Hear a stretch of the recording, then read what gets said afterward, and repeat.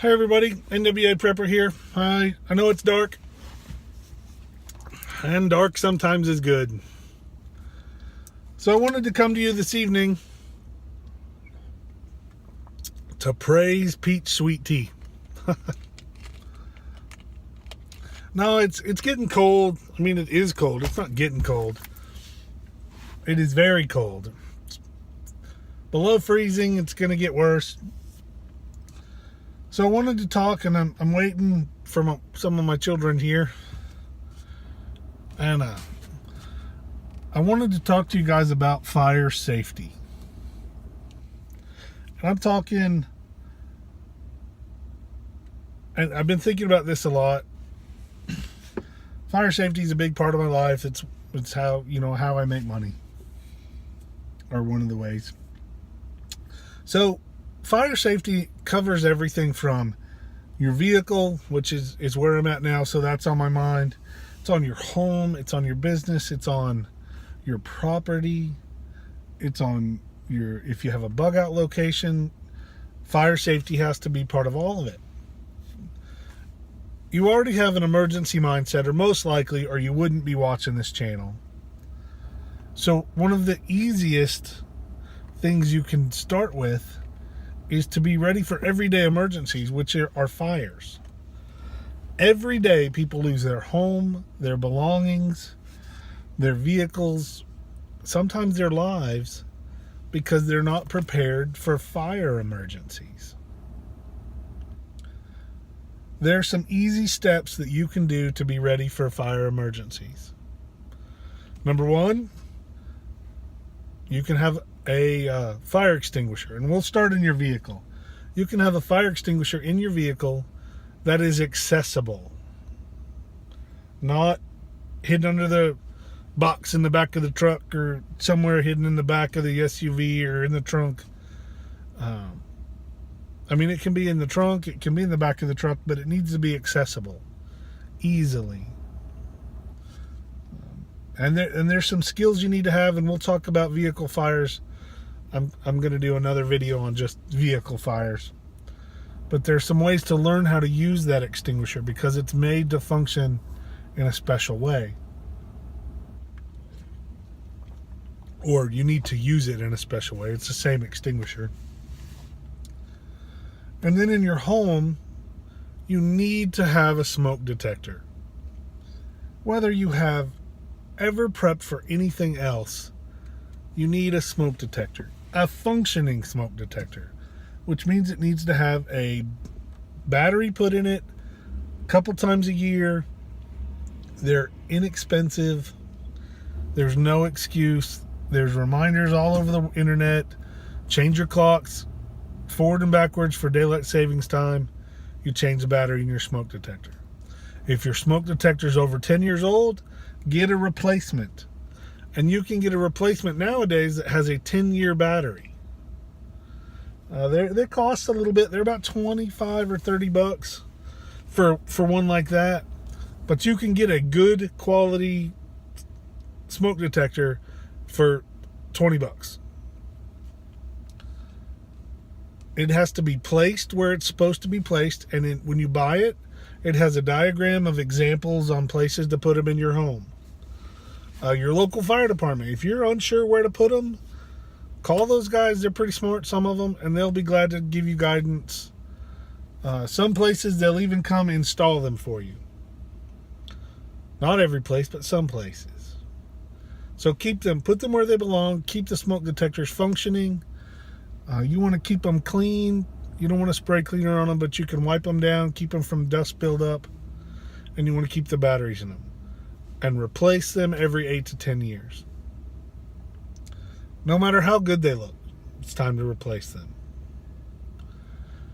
You need a fire extinguisher in your home, somewhere on the edge of your kitchen. Not right by the stove, because that's where the fire is going to be. So you need to have it, if your stove's here and you've got some cabinets, put it over by the refrigerator. Someplace very close to the stove, but not sitting next to it, not underneath it, not in the cabinet above it. Underneath it, there aren't many underneath. But what I'm saying is, it needs to be a little bit away, not in another room. And then you know how to use it. Again, use your resources you already have. Your fire departments will teach you how to use a fire extinguisher. There's great videos on fire extinguishers. We're going to do a video here, and I hope to find one or two that we can actually discharge or squeeze the handle and let it do its thing. There are different types of fire extinguishers. There's some training, some information that you need to have. But it's easy to get. Let's see, what else was I thinking of? Oh, wild grass fires, woods fires. In addition to having your car protected and your interior home protected with smoke detectors on every floor, every bedroom needs one outside or in it. You even need one in the kitchen where you're cooking bacon. They haven't designed one yet that you can scream, "I'm cooking!" and it shuts off. So, your bug out location or the exterior of your property. What do they do in all the movies, all the old cowboy movies? Oh, we're going to burn them out. Well, that's a viable thing that can happen. And it doesn't have to be bad guys. It can be weather. I mean, a lightning storm. It can be somebody stupid. Look in California and Montana, Washington, and all the places out west that are burning up. And it all started because of a campfire or something little. Unintentional fires are the worst. So you need to do some things to protect your property. You can go to Firewise, one word. I think it's firewise.org. They have great tips on plants you can plant that are fire resistant, landscaping you can do. Your house can look great and be more fire safe. And it's got lots of tips on that. But those tips to protect your home from wildfire also work to protect your storage buildings and your bug out location or anywhere that you store all your preps. I mean, right now, if there was a wildland fire at my primary bug out location, I could easily lose my whole preps at that location. If I had a house fire, I would lose not just my everyday stuff, but I have a lot of my emergency supplies at my home. There are things you can do. There are some tools that you can have. And I've already started making this video, but there are some tools that you can have to help you fight fire better, to help you prevent fires better. It's cold. You're building fires. You're using space heaters. You know, you're running electric extension cords to run heaters. Those are crazy things. Space heaters, I know for a lot of people, they're necessary for them to stay warm. They're terrible. I hate them.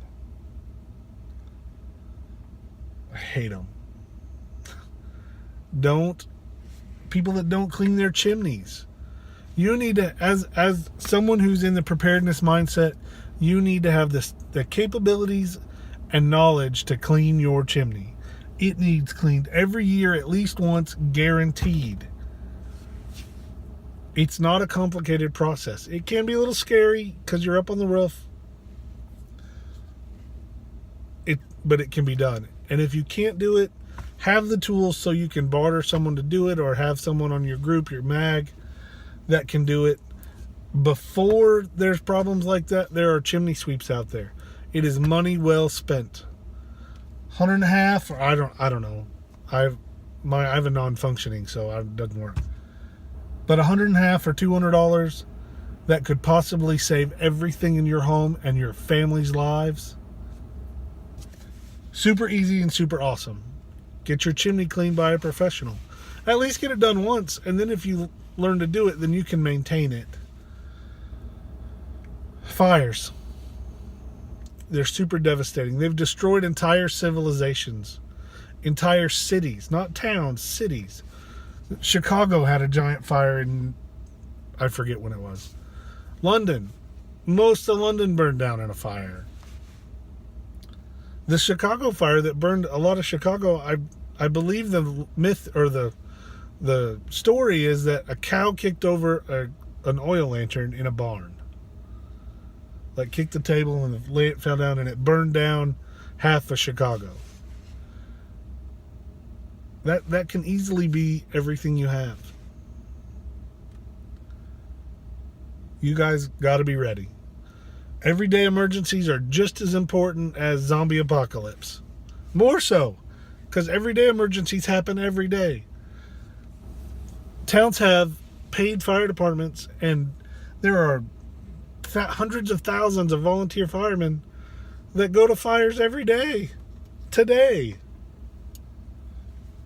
That's just going to get worse when there aren't firemen to go to those fires because they're stretched too thin or they're not there. Go be one of those firemen. Go learn this stuff. 85% of America's fire departments are volunteer based.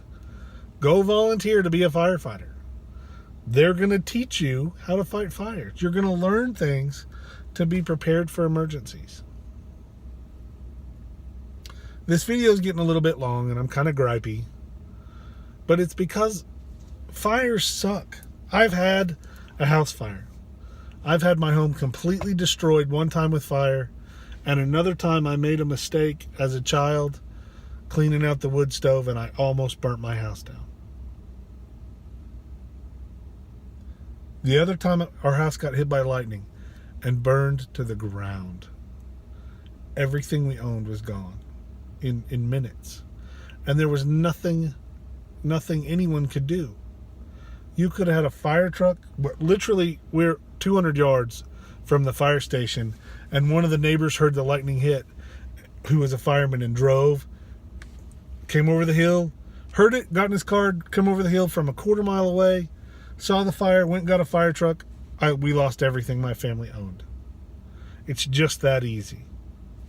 I don't care if you live in New York and have fire stations every mile. I don't care if you live in rural Arkansas. I don't care if you live in the middle of Montana.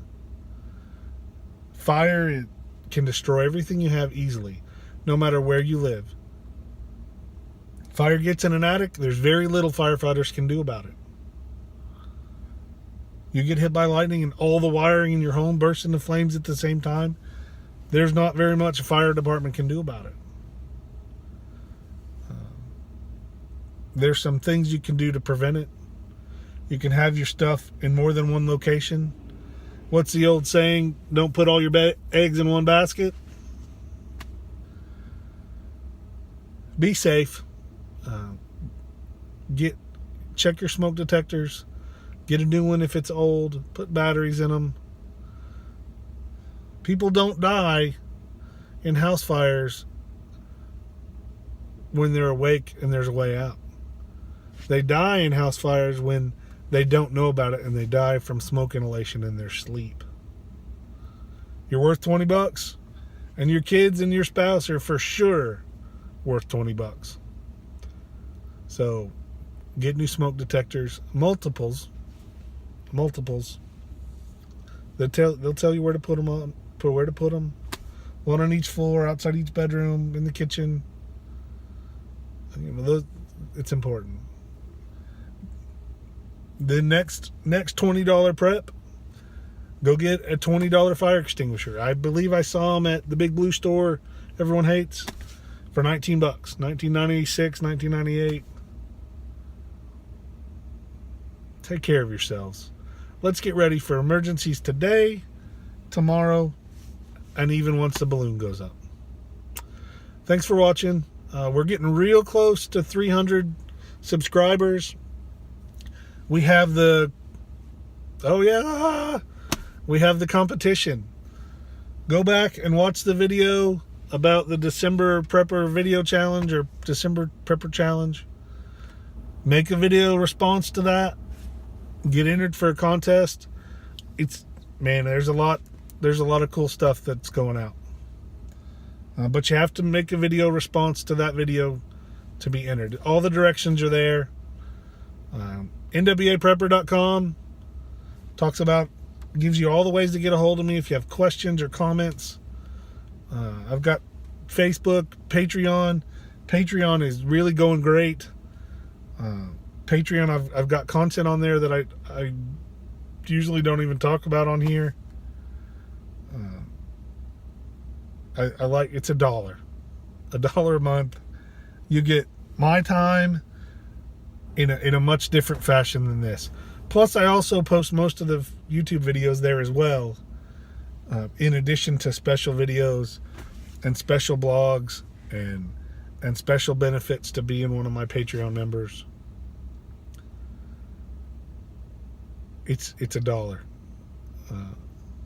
$1 a month, and I support several other channels. Viking Preparedness gets money every month. Bear Independent gets money from me every month. Patriot Nurse gets money from me every month.